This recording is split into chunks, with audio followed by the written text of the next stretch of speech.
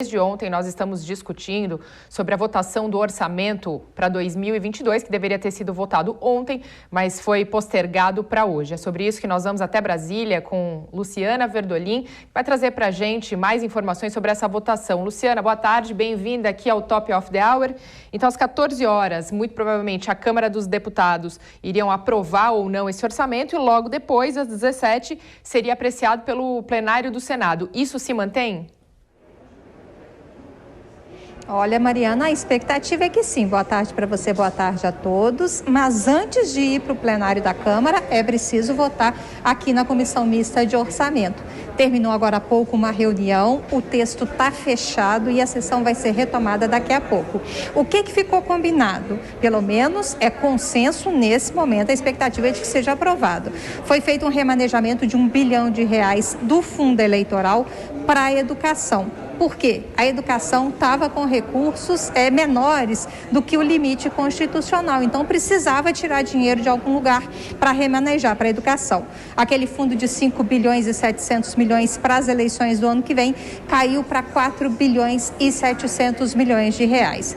Surgiu também recursos para o pagamento de reajuste para o pessoal da segurança pública, um pedido inclusive que foi feito pelo presidente Jair Bolsonaro. Serão 1 bilhão e 700 milhões de reais para garantir uma recomposição desse pessoal da segurança pública. Agora criou-se um problema, já está se vendo aqui no Congresso Nacional uma procura de várias outras categorias, um lobby de várias outras categorias que também querem ser incluídas nesse reajuste.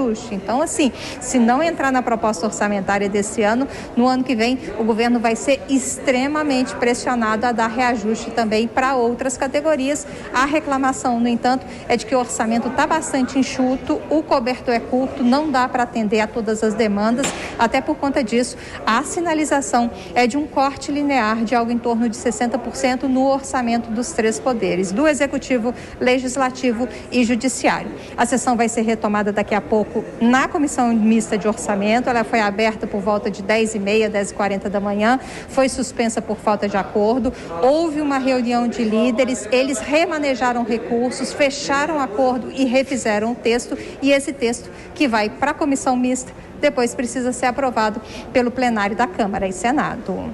Luciana, você comentou então agora sobre que surgiu, né, esse valor para esse reajuste que era tão caro ao presidente Jair Bolsonaro, dar esse reajuste no salário dos funcionários públicos ligados à área de segurança. Mas de onde veio essa verba? Qual foi a fonte?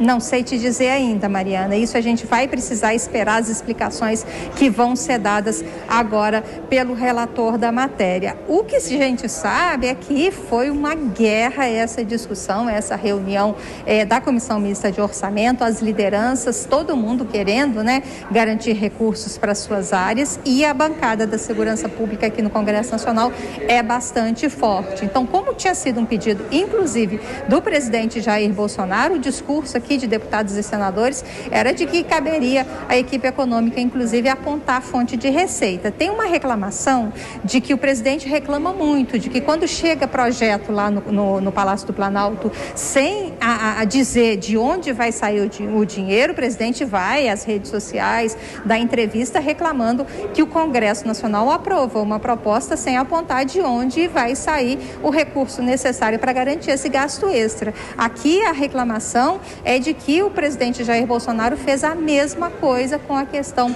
envolvendo o reajuste do pessoal da segurança. Está defendendo, a proposta veio ser discutida aqui no Congresso Nacional, mas só agora a equipe econômica apontou essa destinação, né, de onde vai sair esse dinheiro. Isso a gente traz daqui a pouquinho. Luciana, enquanto isso, mais uma pequena dúvida. Você comentou aí que 1 bilhão foi remanejado do fundão para a educação. Então agora o fundo eleitoral passou de 5,7 bi para 4 bi e 700 milhões. Agora, ainda ontem, algumas informações de bastidores davam conta de que talvez esse fundo ficasse até em torno, fosse aceitável, né? Que esse fundo ficasse em torno aí dos 3,5, 3,700. Se realmente a conversa fosse essa, então realmente ainda sobrou uma folga de 1 bilhão para o fundão. Isso procede? ainda há uma possibilidade, aí uma margem de manobra nos recursos do fundão, porque esse recurso é um grande problema, né, daqui dentro do Congresso Nacional, alvo de muitas críticas, inclusive, de que em um ano de pandemia, a pandemia da Covid-19 ainda não acabou, os gastos com saúde estão sendo muito altos e mesmo assim o Congresso Nacional vai gastar aí bem mais do que gastou.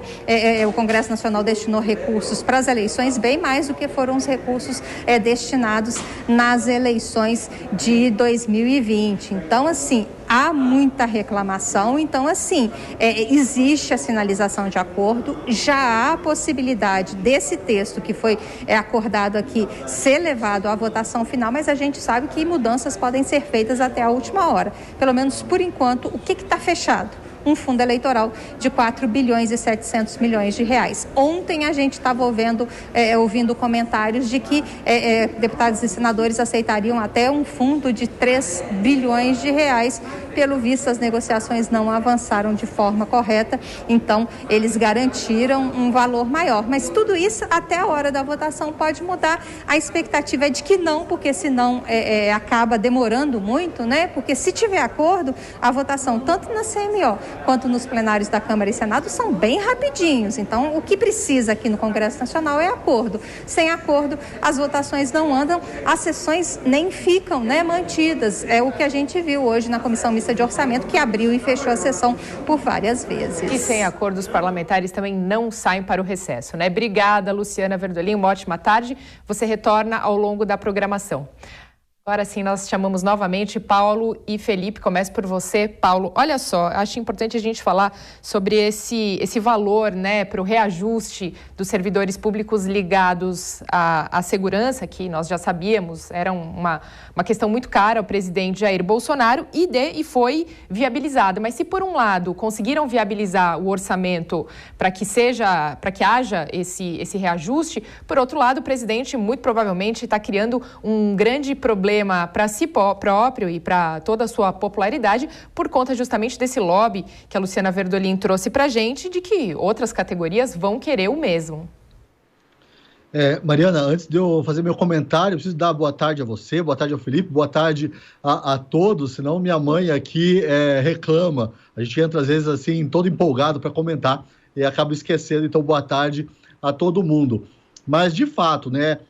A gente está em 21 de dezembro de 2021 e o presidente Jair Bolsonaro, depois de 3 anos aí à frente da presidência, comandando o Brasil, continua tropeçando nas próprias pernas e causando, né, mais apreensão até para 2022, porque isso aí vai gerar uma pressão política. Imaginem se a gente tiver em 2022, ano eleitoral, Lula aí em primeiro nas pesquisas.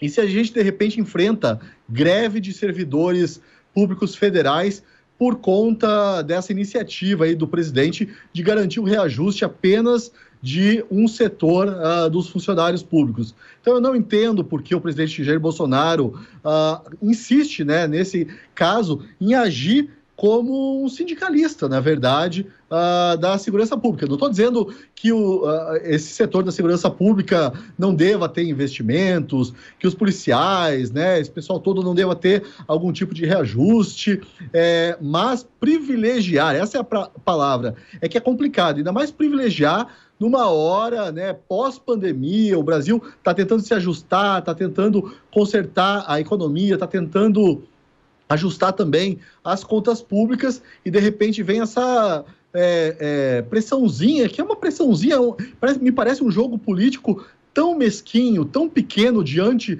da grande imagem, né, do grande esquema das coisas. E eu só queria ressaltar também esse 1 bilhão destinado à educação que teria sido tirado do fundo eleitoral, né?